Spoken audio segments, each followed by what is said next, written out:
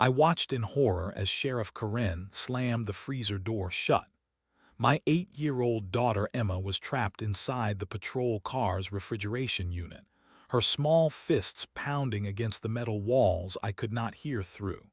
The temperature gauge read 32 degrees. Emma's lips were already turning blue through the frosted glass window. "Please, she is deaf. She cannot understand what you are saying," I screamed at Karen's back. The sheriff turned to me with a cold smile. Maybe the cold will teach her some respect. That was when I knew I had to make the call that would change everything.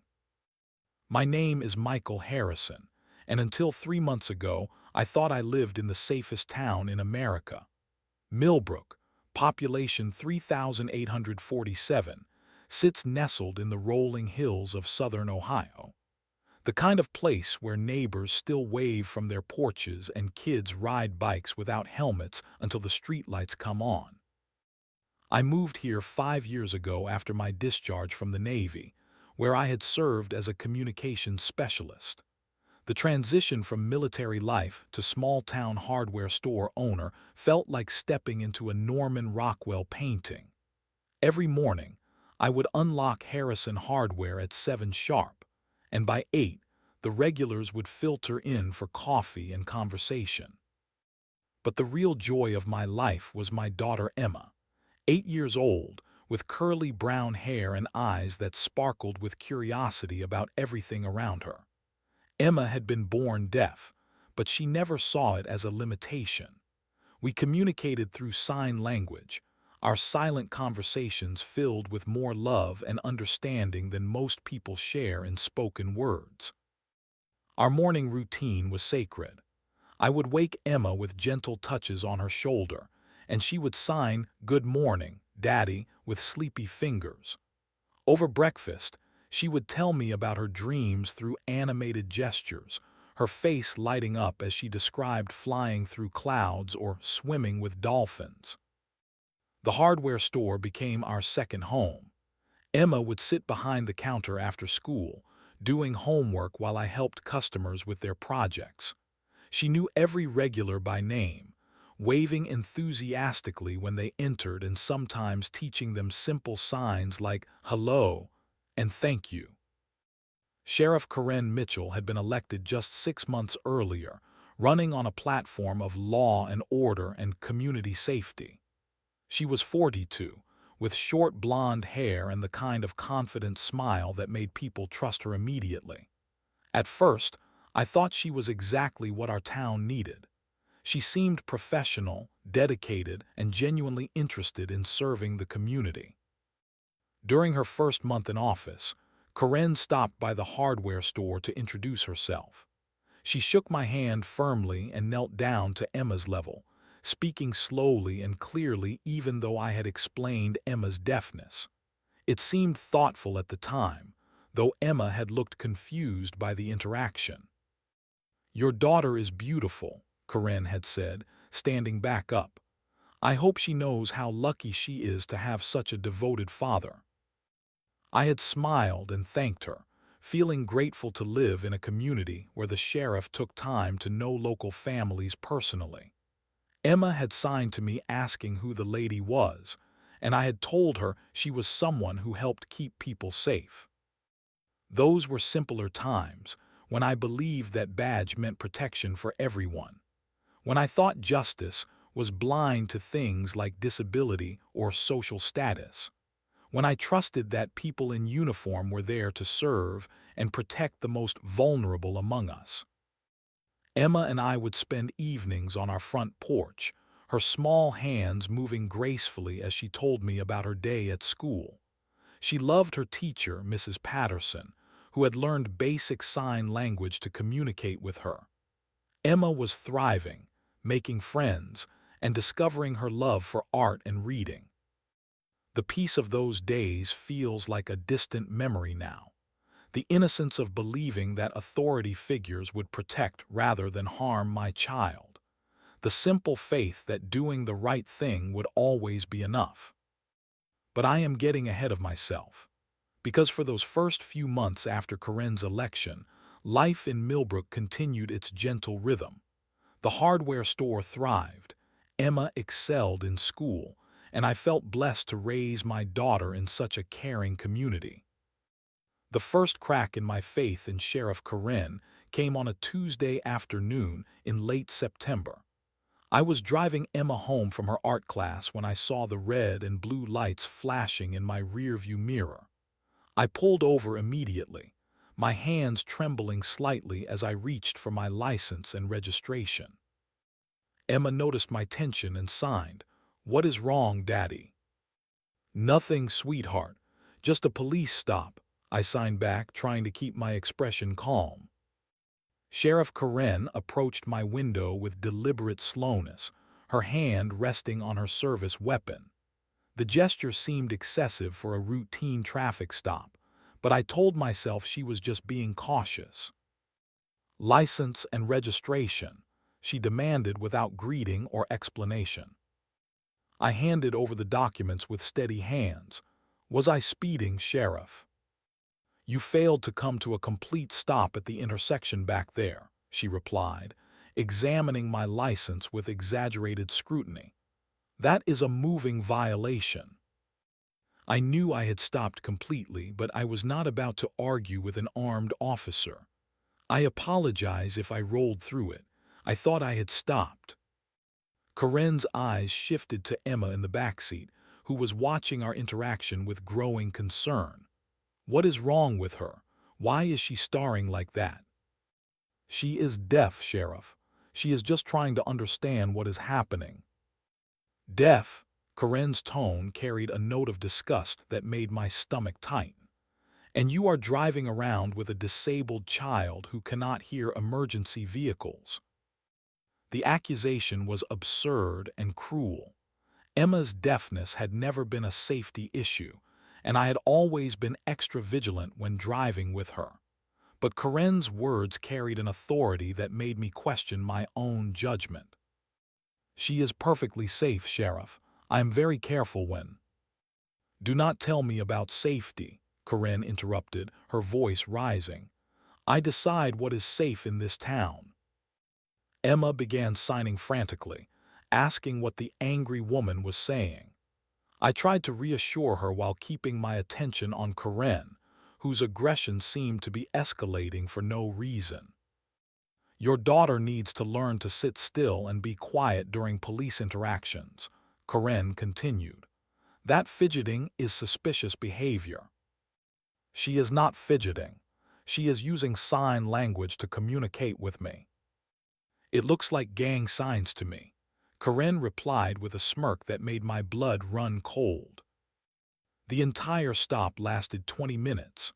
Karen wrote me a ticket for failing to stop, added a warning for distracted driving, and made several more comments about Emma's behavior that bordered on harassment. When she finally returned to her patrol car, I sat in stunned silence. Emma signed, "Is the mean lady gone?" "Yes, sweetheart, she is gone." "Why was she so angry? Did we do something wrong?" I did not know how to answer. How do you explain to an 8-year-old that some people in positions of power use that authority to hurt others? How do you maintain a child's faith in justice when you have just witnessed its absence? The next warning came 2 weeks later at the monthly town council meeting. The topic was budget allocations for community services, including the request for a sign language interpreter for public meetings. It was a modest expense that would ensure deaf residents could participate in local government. Karen stood up during the public comment period, her uniform crisp and her expression stern. "This town has limited resources," she began. "We cannot afford to cater to every special interest group that demands accommodation." My heart sank as I realized she was talking about people like Emma. "If someone cannot participate in normal civic activities," Karen continued, "perhaps they should reconsider whether they belong in this community." The room fell silent. Even Karen's supporters seemed uncomfortable with the harshness of her words, but no one spoke up. No one challenged her. I left that meeting with a growing sense of dread. This was not just about traffic stops or budget allocations. This was about a fundamental lack of empathy for vulnerable people. And in a small town where the sheriff held enormous power, that lack of empathy could be dangerous. Saturday morning arrived with the promise of normalcy. Emma and I had planned to spend the day at the weekly farmers market, a tradition we both cherished. The town square would be filled with vendors selling fresh produce, homemade crafts, and the kind of simple pleasures that made small-town life special. Emma was excited about seeing Mrs. Chen, who sold handmade jewelry and always had a special piece set aside for her. As we walked through the crowded market, Emma's hand slipped from mine as she spotted a booth selling painted rocks. In the chaos of Saturday morning shoppers, she disappeared into the crowd. My heart started racing immediately. I called her name, knowing she could not hear me but hoping someone else might spot her. "Emma, Emma Harrison," I shouted over the noise of the market. I pushed through clusters of people, checking every booth and vendor stall. The minutes felt like hours as panic began to set in. Emma was smart and responsible, but she was still just 8 years old in a crowded public space. Then I saw Sheriff Corinne's patrol car parked at the far end of the square, and my blood turned to ice. I ran toward the vehicle, my worst fears confirmed when I saw Emma standing beside it, her small frame dwarfed by Corinne's imposing figure. The sheriff was speaking loudly, her gestures aggressive and threatening. "Get in the car right now," Corinne was shouting. "I will not tell you again." Emma's face was streaked with tears, her hands moving frantically as she tried to sign that she could not hear. But Corinne interpreted her movements as defiance. "Stop making those gang signs at me," Corinne screamed. "You are under arrest for disorderly conduct and resisting an officer." "Wait," I yelled, running toward them. "That is my daughter. She is deaf. She cannot understand what you are saying." Corinne spun around, her hand moving to her weapon. "Step back, or you will be arrested too." "Please, Sheriff, she is just a child. She got separated from me in the crowd." "Your child was loitering and acting suspiciously," Corinne replied. "When I approached her, she became belligerent and started making threatening gestures." I looked at Emma, whose tear-stained face broke my heart. She was signing desperately, "Daddy, help me. The angry lady is scaring me." "She is not making threats," I said, trying to keep my voice calm. "She is using sign language. She is trying to tell you she cannot hear you."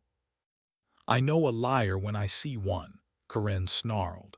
"This brat is pretending to be disabled to get out of trouble." The accusation was so absurd and cruel that I struggled to process it. Emma had been deaf since birth, a fact documented by years of medical records and educational accommodations. The idea that she was faking her disability was not just wrong but grotesquely offensive. "Sheriff, please, I can show you her medical records. I can call her school. She has been deaf her entire life." But Corinne was beyond reason. Her face was flushed with anger, and she seemed to be enjoying the power she held over us. "Get in the car," she ordered Emma again. When Emma continued to sign frantically, Corinne grabbed her arm roughly. "Stop hurting her," I pleaded, stepping forward instinctively. "I said step back," Corinne screamed, drawing her weapon. "One more step and I will shoot you for interfering with a police officer." The crowd around us had grown silent, watching in horror as the situation spiraled out of control. But no one intervened. No one challenged Corinne's authority, even as she terrorized a deaf child. What happened next will haunt me for the rest of my life. Corinne forced Emma into the back of the patrol car, but instead of putting her in the passenger compartment, She opened the rear cargo area where the refrigeration unit was located. It was a specialized compartment designed to preserve evidence, kept at freezing temperatures. "Maybe some time in the cooler will teach you some respect," Karen said, shoving Emma inside. The metal door slammed shut with a finality that echoed through my soul. Through the frosted window, I could see Emma's terrified face as she pounded on the walls with her small fists. "Please," I begged, "you cannot put a child in there. The temperature will kill her." Karen smiled coldly. "Should have thought of that before you raised a delinquent." The temperature gauge on the outside of the unit read 32 degrees Fahrenheit. Emma was wearing only a light sweater and jeans. In that moment, I realized that Sheriff Karen was not just abusing her power. She was willing to kill my daughter to prove a point. I had to act fast. But first, I had to make a phone call that would bring justice crashing down on this small town like thunder from heaven. My hands shook as I dialed the number I had memorized, but hoped never to use. Commander James Rodriguez had been my unit leader during my Navy years, and he now supervised a rapid response team specializing in federal crimes against children and civil rights violations. "Rodriguez," came the familiar voice. "Commander, this is Petty Officer Harrison. I need emergency federal intervention. A local sheriff has locked my deaf daughter in a freezer compartment. She is dying." The line went silent for exactly 3 seconds. Then Rodriguez's voice became razor sharp. "Location: Millbrook, Ohio, Town Square, Sheriff's Patrol Car. Age of victim: 8 years old, deaf, locked in refrigeration unit for approximately 4 minutes now. Federal response authorized, ETA 12 minutes, keep the line open." I could hear Rodriguez shouting orders in the background as I watched Emma's face growing paler through the frosted window. Her small hands were still moving, but more slowly now. The cold was taking its toll. "Sheriff Karen," I called out. "Federal agents are en route. Release my daughter now and this might not end your career." Karen laughed bitterly. "You think I am scared of your military buddies? This is my town and I am the law here. Civil rights violations against a disabled child are federal crimes," I replied. "You just crossed a line that state immunity cannot protect." For the first time, uncertainty flickered across Karen's face, but her pride kept her from backing down. The sound came first, a deep, rhythmic thumping that grew louder with each second. The crowd in the market square looked up as a military helicopter appeared over the tree line, flying low and fast. "That is impossible," Karen whispered. "They cannot get here that fast." But they could, and they did. The helicopter circled once before landing in the parking lot adjacent to the town square. 6 Navy SEALs in full tactical gear emerged before the rotors stopped spinning. Commander Rodriguez led the team, his face grim as he assessed the situation. Behind him came a military medic carrying emergency warming equipment. "Sheriff Mitchell," Rodriguez called out, his voice carrying absolute authority. "You are interfering with a federal investigation. Step away from the vehicle immediately." "This is my jurisdiction," Karen replied, but her voice had lost much of its confidence. "Child endangerment and civil rights violations are federal crimes," Rodriguez stated. "You have no jurisdiction over this situation." The SEAL team moved with practiced efficiency. 2 operators secured the perimeter while the medic and Rodriguez approached the patrol car. The 4th SEAL began documenting everything with a professional camera. "Open the freezer compartment now," Rodriguez ordered. Karen hesitated, finally understanding that her small-town authority meant nothing to these federal agents. She fumbled with the keys, her hands shaking as she unlocked the refrigeration unit. Emma tumbled out into Rodriguez's arms, her lips blue and her small body shivering uncontrollably. The medic immediately wrapped her in thermal blankets and began checking her vital signs. Core temperature is 89 degrees, the medic reported. Early stage hypothermia. We need immediate warming and transport. Daddy, Emma signed weakly, her small hands barely able to move. I am here, sweetheart, I signed back, fighting tears. You are safe now. Rodriguez turned to Karen, his expression colder than the freezer she had used to torture my daughter. Sheriff Mitchell, you are under arrest for violation of civil rights under color of law, child endangerment, and aggravated assault. You have the right to remain silent. Karen's face went white as Rodriguez continued reading her rights. The crowd that had watched silently as she abused her power now murmured in shock as federal agents placed her in handcuffs. This is not over, Karen snarled as they led her away. I have friends in high places. So do I, Rodriguez replied quietly, but mine actually care about justice. As the helicopter prepared to transport Emma to the hospital, I realized that my daughter's nightmare was ending, but Sheriff Karen's was just beginning.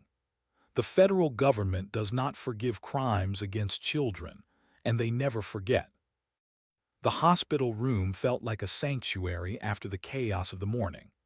Emma was stable, her core temperature returning to normal under the careful watch of medical professionals. But the psychological damage was harder to measure.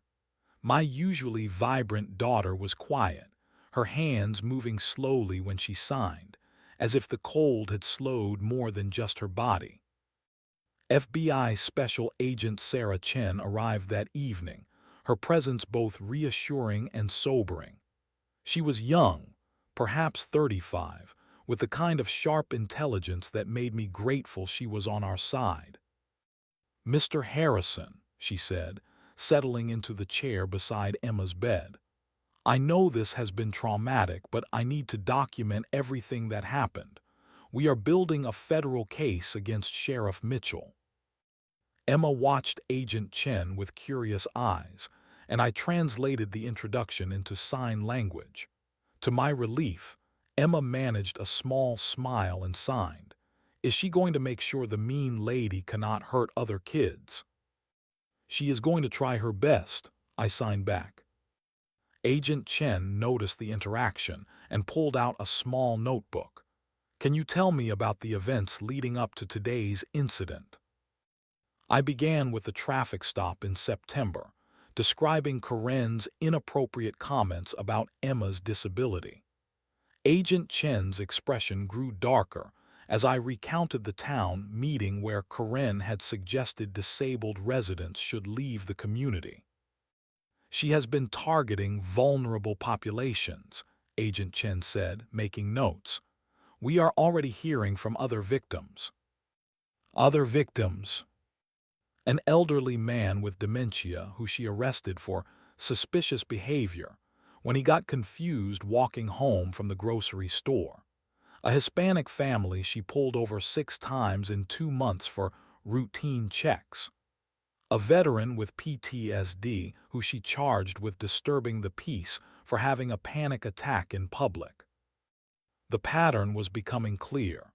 Karen had not just been abusing her power, she had been systematically targeting anyone she perceived as weak or different.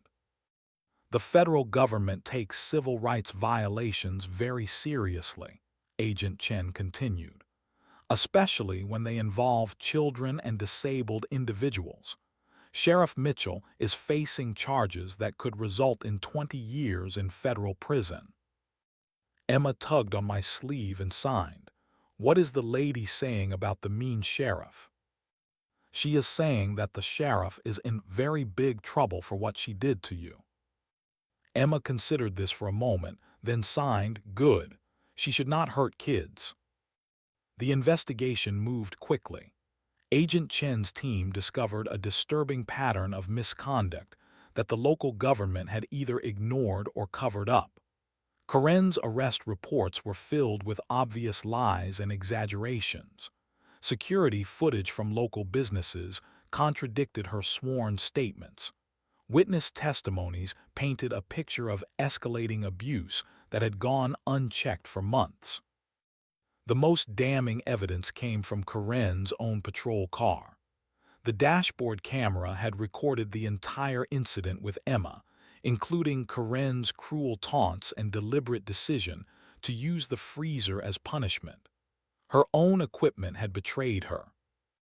She was so confident in her power that she never imagined facing federal oversight, Agent Chen explained during one of our interviews. Local corruption often creates that kind of arrogance. The medical evaluation of Emma provided stark evidence of the physical trauma. Dr. Patricia Williams, a pediatric specialist, documented the signs of hypothermia and the psychological impact of the incident. Emma shows classic symptoms of acute stress reaction, Dr. Williams explained. The combination of physical torture and psychological terror has created trauma that will require ongoing therapy. Will she recover? I asked, watching Emma sleep peacefully for the first time since the incident. Children are remarkably resilient, Dr. Williams replied. With proper support and treatment, she can heal from this, but it will take time. Agent Chen's investigation revealed that Karen's behavior had been escalating for months. She had been building towards something like this, using her authority to terrorize anyone who could not fight back. Emma had simply been in the wrong place at the wrong time. The federal charges include conspiracy to deprive rights under color of law, which carries a possible life sentence if we can prove she intended to kill Emma, Agent Chen explained. The hypothermia evidence suggests she knew the freezer could be lethal. As the investigation continued, more victims came forward. People who had been too afraid to speak up against the sheriff now found courage in numbers. The federal presence had broken the spell of fear that had kept Karen's crimes hidden. Justice moves slowly sometimes, Agent Chen told me as we prepared for the preliminary hearings. But when it moves, it is thorough. Sheriff Mitchell will answer for every crime she committed. Looking at Emma, still recovering from her ordeal, I felt a mixture of rage and hope. Rage at what she had endured, but hope that justice would finally come to our small town. The emergency town meeting was called for the Tuesday following Karen's arrest. The community center had never seen such a crowd, people packed into every available seat, while others stood along the walls. The tension in the room was thick enough to cut with a knife. Mayor Robert Whitman called the meeting to order, his usually confident demeanor noticeably shaken. We are here to discuss the recent events involving Sheriff Mitchell and the federal investigation that is currently underway. The crowd erupted immediately. Voices rose from every corner of the room, some demanding answers, others defending Karen, and still others calling for my family to leave town. "This is all blown out of proportion," shouted Carl Brennan, the owner of the local garage and one of Karen's most vocal supporters. Sheriff Mitchell was just doing her job. If people cannot control their kids, they should not be surprised when law enforcement steps in. The comment hit me like a physical blow. I stood up slowly, feeling the weight of dozens of eyes on me. "My daughter is 8 years old," I said, my voice carrying across the now silent room. "She was locked in a freezer for being deaf. If that is your idea of law enforcement, then this community has lost its moral compass." "Your daughter was causing a disturbance," replied Sandra Mitchell, Karen's sister. "The sheriff had every right to restore order." "By torturing a child," The voice came from Mrs. Patterson, Emma's teacher, who had been silent until now. I have worked with Emma for 2 years. She is one of the gentlest, most well-behaved children I have ever taught.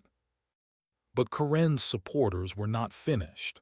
Over the next hour, I endured accusations that I had exaggerated the incident, that I was seeking attention, and that I was an outsider trying to destroy their town's reputation. "This is what happens when you let military people into our community," said Joyce Henderson, a long-time resident. "They think they can just call in their government friends whenever they do not get their way." The comment stung because it revealed something ugly about the community I had thought was home. To them, I was still an outsider after 5 years. My service to my country meant nothing. My contribution to the local economy through my hardware store was forgotten. But not everyone felt that way. Slowly, other voices began to emerge. "I was afraid to speak up before," said Maria Gonzalez, the mother of the Hispanic family that had been repeatedly harassed. "But Sheriff Mitchell pulled us over 6 times in 2 months. She searched our car without permission and made threats about calling immigration services. She arrested my father for being confused," added Tom Morrison, whose elderly father had dementia.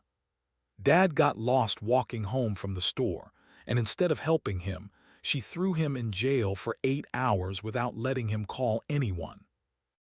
As more stories emerged, the room began to shift. People who had been silent during Corinne's reign of terror found courage to speak. The pattern of abuse became impossible to ignore. "How many of you knew this was happening?" I asked the room. "How many of you saw the signs and chose to look the other way?" The silence was deafening. "A sheriff who targets children, elderly people, and minorities is not protecting your community," I continued. "She is destroying it from within." Mayor Whitman finally spoke up. "The federal investigation will determine what charges are appropriate. In the meantime, we need to focus on healing and moving forward." But healing seemed impossible when half the community still believed Corinne had done nothing wrong. The meeting ended with no resolution, no apology, and no plan for preventing future abuse. As I walked home that night, I found a note tucked under my windshield wiper. "Leave town or face the consequences. You are not welcome here." The threat did not surprise me. I had expected backlash from Corinne's supporters. What surprised me was my own reaction. I was not afraid. I was angry. These people had enabled a corrupt sheriff to terrorize vulnerable members of their community, and now they were angry at me for exposing it. Emma was waiting for me when I got home, her homework spread across the kitchen table. She looked up and signed. "How was the meeting, Daddy?" I signed back. "Some people still do not understand what happened to you." Emma considered this with the wisdom of a child who had experienced injustice firsthand. "Maybe they will understand when the good people make the bad lady go to jail." Maybe she was right. Maybe justice would teach the lessons that conscience had failed to provide. The federal courthouse in Columbus was nothing like the small-town environments where Corinne had wielded her power. Here, her badge meant nothing. Her political connections were powerless. She was just another defendant facing the full weight of federal justice. I sat in the gallery during the preliminary hearing, watching as Corinne was led into the courtroom in handcuffs and an orange jumpsuit. The transformation was startling. The confident sheriff who had terrorized my daughter now looked small and defeated. Assistant U.S. Attorney Michael Foster presented the government's case with methodical precision. The charges were serious: conspiracy to deprive rights under color of law, aggravated assault on a minor, child endangerment, and violation of the Americans with Disabilities Act. The defendant systematically targeted vulnerable members of her community, Foster told the judge. The evidence will show a pattern of abuse that culminated in the torture of an 8-year-old deaf child. Karen's defense attorney, an expensive lawyer brought in from Cincinnati, tried to argue that the incident was a misunderstanding. My client was attempting to maintain public order when a communication breakdown occurred. She never intended to harm the child. But the dashboard camera footage made those arguments impossible to sustain. The court watched in stunned silence as Karen's own equipment captured her cruelty. Her mocking tone, her deliberate decision to use the freezer, her refusal to listen to my pleas, everything was recorded in high definition. "Maybe some time in the cooler will teach you some respect," came Karen's voice from the speakers. Several people in the gallery gasped at the coldness in her tone. The grand jury took less than 2 hours to return indictments on all charges. Karen's bail was set at $500,000, an amount that reflected the severity of the crimes and the risk of flight. As the case moved toward trial, more evidence emerged. The FBI's investigation revealed falsified police reports, manufactured evidence, and a pattern of targeting minorities and disabled individuals. Karen had been running her own personal reign of terror, protected by a badge and enabled by a community that refused to ask questions. Emma's testimony was scheduled for a closed session due to her age, but she insisted on having her voice heard. Agent Chen arranged for a sign language interpreter and a child psychologist to be present during the deposition. "I want to help make sure she cannot hurt other kids," Emma signed to me before we entered the courthouse. "That is the right thing to do." Watching my 8-year-old daughter show more courage than most adults in our community filled me with pride and heartbreak in equal measure. The trial itself was a foregone conclusion. The evidence was overwhelming, the witnesses credible, and the defense's arguments increasingly desperate. Karen's attorney tried to paint her as a dedicated public servant who had made a mistake under pressure, but the pattern of abuse was too clear to ignore. The most powerful moment came when Emma took the stand. Through her interpreter, she described the fear and confusion she felt when the angry lady grabbed her. She demonstrated how she had tried to sign that she could not hear, only to have her attempts at communication dismissed as defiance. "I was very cold and very scared," Emma signed, her small hands moving with careful precision. "I thought I was going to die." Karen's mask finally slipped during Emma's testimony. For the first time, I saw something resembling shame cross her face, but it was too little, too late. The jury deliberated for less than 3 hours before returning guilty verdicts on all counts. Judge Patricia Morrison, a no-nonsense federal judge with 30 years of experience, did not hide her disgust during sentencing. "You used your position of authority to terrorize the most vulnerable members of your community," Judge Morrison told Karen. "You targeted a deaf child with calculated cruelty, and you showed no remorse for your actions. This court finds your conduct to be among the most egregious examples of civil rights violations I have encountered." The sentence was harsh but fair: 18 years in federal prison, with no possibility of parole for the first 12 years. Karen would be nearly 60 when she was eligible for release. "Federal prison does not look kindly on those who harm children," Judge Morrison added. "I suspect you will have ample time to reflect on your choices." As Karen was led away to begin serving her sentence, I felt a mixture of relief and sadness.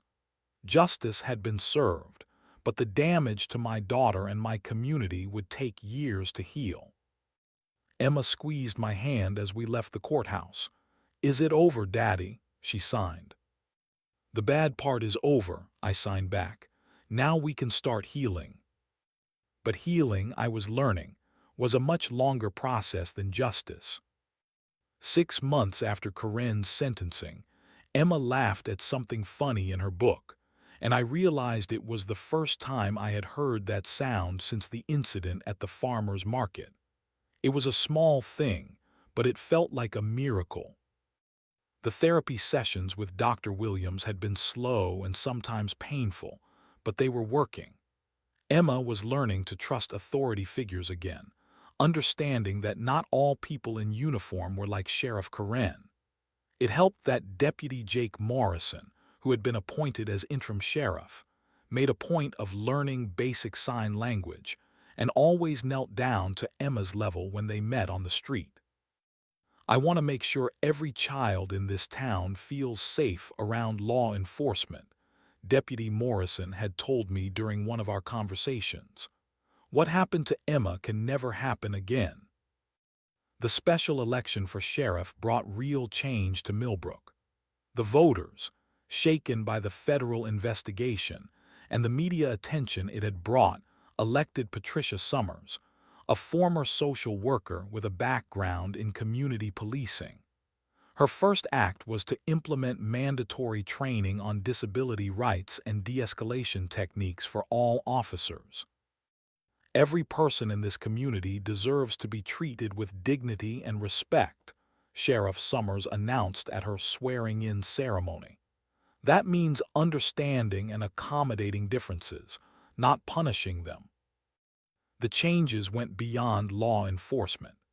The town council, embarrassed by the national attention Millbrook had received, approved funding for sign language interpreters at all public meetings. They also established a civilian oversight committee to monitor police interactions with vulnerable populations. Emma became something of a local celebrity, though she handled the attention with remarkable grace. She was invited to speak at the elementary school about deaf culture and sign language, teaching her classmates basic signs and helping them understand that being different was not being less than. I used to be scared of being different, Emma signed to her class during one presentation. But now I know that different can be special. My hands can talk, and that is pretty cool. Mrs. Patterson, her teacher, started a sign language club that met after school twice a week. Soon, half the children in Emma's grade could sign basic conversations, and Emma found herself with more friends than ever before. My hardware store, which had seen some boycotts from Corinne's supporters, slowly returned to normal business. Some customers never came back, but new ones took their place. People from neighboring towns who had heard about our story made special trips to shop with us and offer their support. "You did the right thing," became a common refrain from strangers who recognized me from the news coverage. "You stood up for your daughter when no one else would."